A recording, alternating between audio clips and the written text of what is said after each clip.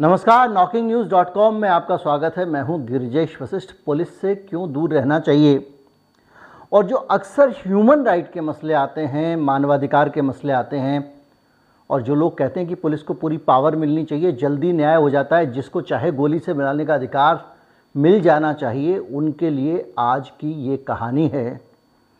ये एक शख्स की दर्दनाक कहानी है, एक स्टोरी है और ये स्टोरी बताती है कि पुलिस की एक हरकत से किस तरह किसी की ज़िंदगी तबाह बर्बाद हो सकती है, उसकी ज़िंदगी नरक हो सकती है और वो दुनिया में जीते जी नरक कैसे भोग सकता है। पुलिस वालों को कुछ कागजात तैयार करने पड़ते हैं और उसके बाद देश का सिस्टम सारा काम खुद ब खुद कर देता है। आज बात करेंगे एक आदमी की, एक ऐसे आदमी की जो मुसलमान है और मंदिर में रोज़ सेवा करने जाता है। और वो सेवा करने क्यों जाता है, इसी से जुड़ा है पूरा का पूरा एक कहानी का सिलसिला जो आपको कभी रुलाएगा तो कभी उम्मीद बंधाएगा। कहीं मत जाइए, चैनल को सब्सक्राइब कर लीजिए। आज इसी के बारे में बात करेंगे। आज समझने की कोशिश करेंगे कि किसी भी इंसान की ज़िंदगी को, हंसते खेलते इंसान को किस तरह से कुछ कानून नारकीय जीवन दे सकते हैं। अगर आप हमारे चैनल को सपोर्ट करना चाहते हैं, यूपीआई आईडी डिस्क्रिप्शन में है। स्वागत करेंगे आपके सभी प्रकार के आर्थिक सहयोग का। एक क्यूआर कोड भी स्क्रीन पर है। मैं अभी हाजिर हुआ।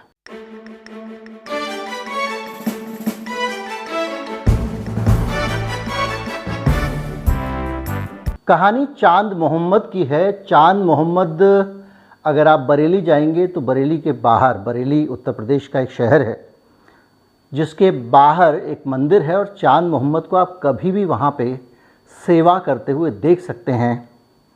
चांद मोहम्मद की दाढ़ी केसरिया हो चुकी है।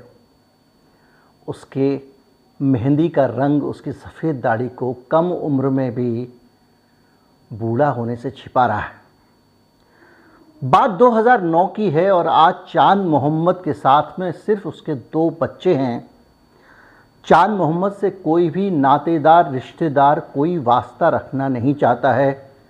चांद के पास में दिल के सुकून के लिए अगर कोई जगह है तो बरेली के बाहर मंदिर है जहां वो जाकर रोज़ सेवा करता है। चांद मोहम्मद पहले कभी मस्जिद जाया करता था, नमाज पढ़ा करता था, अब भी अपने त्यौहार मनाता है, लेकिन उसके जो बच्चे हैं वही उसका भरण पोषण करते हैं, वही उसकी ज़िंदगी का ख्याल रखते हैं। इसके अलावा चांद मोहम्मद से ना तो नातेदार, ना रिश्तेदार कोई वास्ता रखते हैं, न पड़ोसी। गाहे बगाहे चांद मोहम्मद को आते जाते अपने पड़ोसियों के ताने सुनने को मिल जाते हैं। इतनी भर की कहानी सुन के आपको लगा होगा कि ये सब चांद मोहम्मद के साथ इसलिए हो रहा है क्योंकि उस आदमी ने मुसलमान होते हुए मंदिर आना जाना शुरू कर दिया है और ये कहानी एक नफ़रत की कहानी है। लेकिन ये कहानी नफ़रत की कहानी तो है, लेकिन नफ़रत इस तरह की नहीं है। बात शुरू होती है 13 अक्टूबर 2019 को। इस तारीख से कुछ दिन पहले चांद मोहम्मद के शहर में पुलिस जुए के एक फड़ पे छापा मारने जाती है। अपने आप को बचाने के लिए जुआरी भागते हैं और अफरा तफरी में नदी में कूद जाते हैं क्योंकि पुलिस का खौफ बहुत ज़बरदस्त था और 3 लोगों की मौत नदी में डूबने से हो जाती है। आप उन्हें जुआरी कह सकते हैं, हो सकता है वो जुआ देख रहे हों। आज के ज़माने में मीडिया जल्दी से निष्कर्ष निकालता है, जुआरी लिख देता है। खैर, इन तीनों मौतों के मामले में चांद मोहम्मद एक गवाह था जिसने अपनी आँखों से पुलिस को उन लोगों पर रेड डालते और उन लोगों को सक पकाकर दौड़ते और नदी में कूदकर मरते हुए देखा था। चांद मोहम्मद की गवाही पुलिस के लिए मुसीबत बन सकती थी क्योंकि चांद मोहम्मद एक शहीद गवाह था और वो ये बताने वाला था कि किस तरह पुलिस के कारण उन लोगों की मौत हुई। जाहिर बात है चांद मोहम्मद का नाम आने के बाद में उसकी उसकी गवाही अहम हो जाती थी और उसको एक दिन पुलिस ने गवाही के लिए पुलिस स्टेशन बुलाया। चांद मोहम्मद थाने जाता है, उसके बाद वो लौट के नहीं आता है, उसको पुलिस वहाँ गिरफ्तार कर लेती है। उसके ऊपर जो आरोप लगते हैं वो एक प्रेस कॉन्फ्रेंस होती है और इंस्पेक्टर बताते हैं कि चांद मोहम्मद एक शातिर आतंकवादी है। चांद मोहम्मद के पास में कई दस्तावेज बरामद होते हैं, कुछ नक्शे बरामद होते हैं, ये पुलिस का दावा है। और इस दावे और नक्शे के आधार पर चांद मोहम्मद को गिरफ्तार कर लिया जाता है। जांच होती है। चांद मोहम्मद के एक अजीज़ दोस्त की 11 साल की बच्ची को पुलिस उठा लाती है और कहती है कि ये भी आतंकवादी है और ये चांद मोहम्मद के साथ साजिश में शामिल थी। चांद मोहम्मद की गिरफ्तारी के बाद में लगातार ये सिलसिला चलता रहता है। उनके रिश्तेदार, नातेदार, सब लोगों से दिन रात पूछताछ होती है और पुलिस का खौफ इतना बढ़ जाता है कि उस नाबालिग बच्ची के घर वाले अपनी रातें डर के मारे, ख़ासतौर पर उसके भाई, पेड़ों पर बिताते हैं।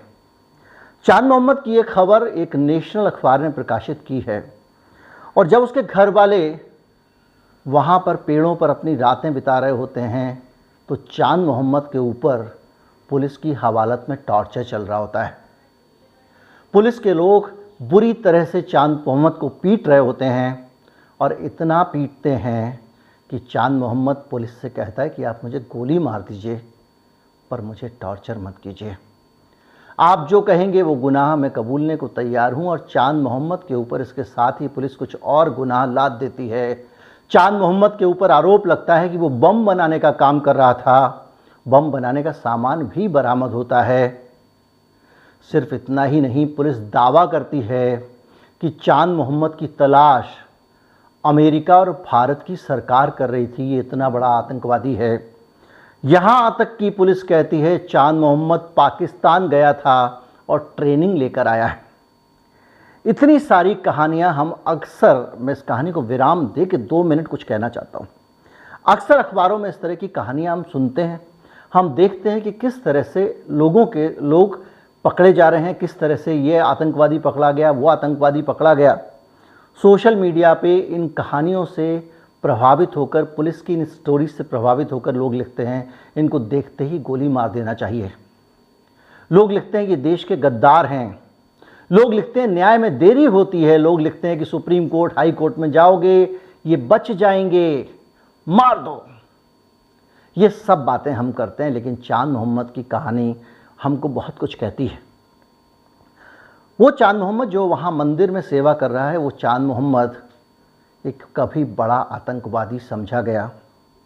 जो सामान पुलिस ने बम बनाने का बरामद किया था, बाद में जांच में पता चला कि वो सामान जो बरेली में पतंग उड़ाने का मांझा बनता है, तो उनका जो वेस्टेज होता है वो सड़क पे फेंक दिया था फैक्ट्री वालों ने। पुलिस ने उसी को सील किया और घोषित कर दिया कि ये बम बनाने का सामान है।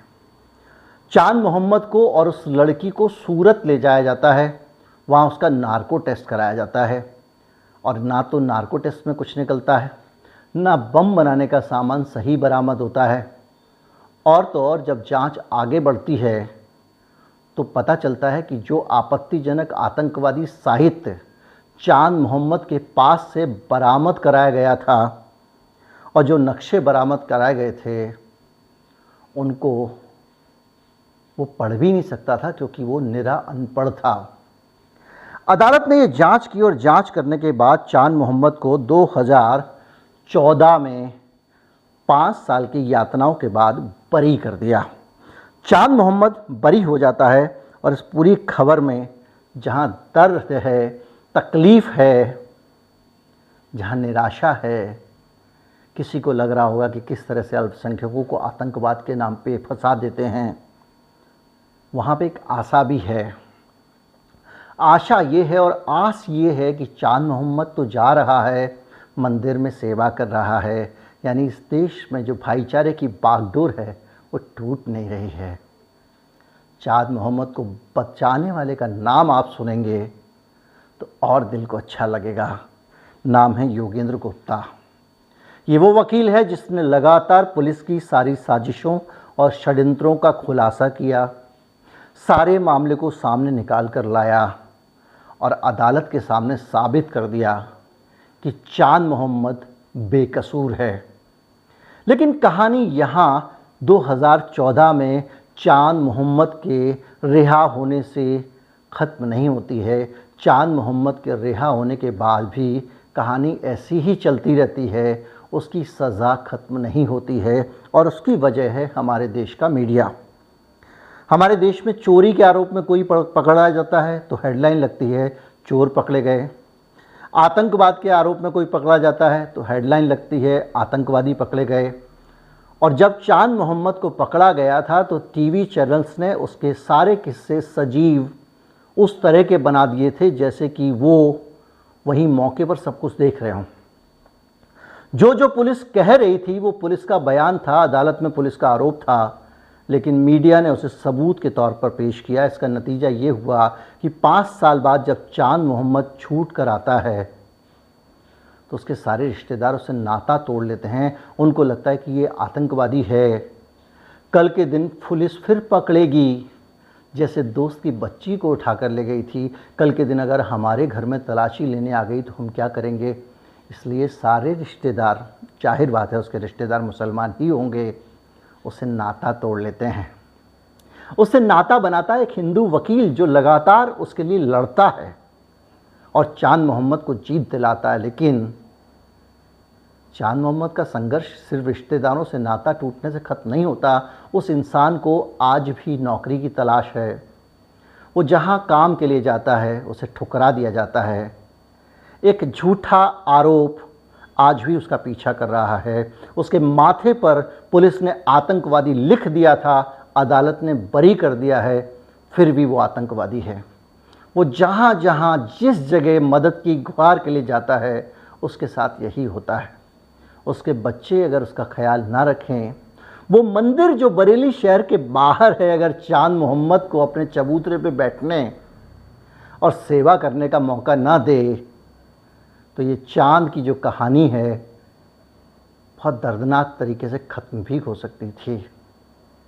ये देश है जो मिल के रहता है, ये भाईचारे का देश है और यही देश बहुत सारे चांद मोहम्मदों को इस मुल्क में, यहाँ के संविधान में आस्था जगाता है।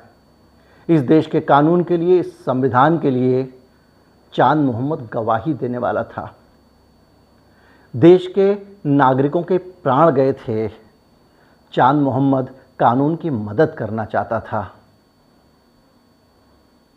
ये इस देश की कहानी है, एक दर्दनाक कहानी है। पुलिस के मामले और मुकदमों में ऐसी दर्दनाक कहानियाँ रोज़ गढ़ी और बुनी जाती हैं जिसको देश के नागरिक लगातार सहते हैं, तकलीफ़ उठाते हैं। आज भी बरेली में चांद मोहम्मद है, चांद मोहम्मद की कहानी है और चांद मोहम्मद का एक विश्वास है, एक इसकी टूट चुकी आस के बीच भी एक आस है। वो आस उसको ज़िंदा रखी हुई है। चांद को लगता है कि शायद कभी कलंक उसके माथे से धुल जाएगा, लेकिन चांद कहता है मुझे नहीं लगता धुलेगा। उस जीवन में इस कलंक को साथ लेकर जाएगा। उम्मीद करता हूँ आप समझे होंगे कि पुलिस को ही जज मान लेने के कितने दर्दनाक नतीजे हो सकते हैं। वीडियो का मकसद इस देश के भाईचारे के बारे में आपको बताना, वीडियो का मकसद इस देश में सरकार के, पुलिस के उत्पीड़न के बारे में आपको बताना, और वीडियो का मकसद ये भी है कि इस देश में बहुत सारे लोग ऐसे हैं जो तोहमतों के शिकार हैं, बेकसूर लोग। उम्मीद करता हूँ वीडियो आपको अच्छा लगा होगा। अच्छा लगा हो तो ज़्यादा से ज़्यादा लोगों तक पहुँचाएँ। चैनल को सब्सक्राइब कर लें। नमस्कार, जय हिंद।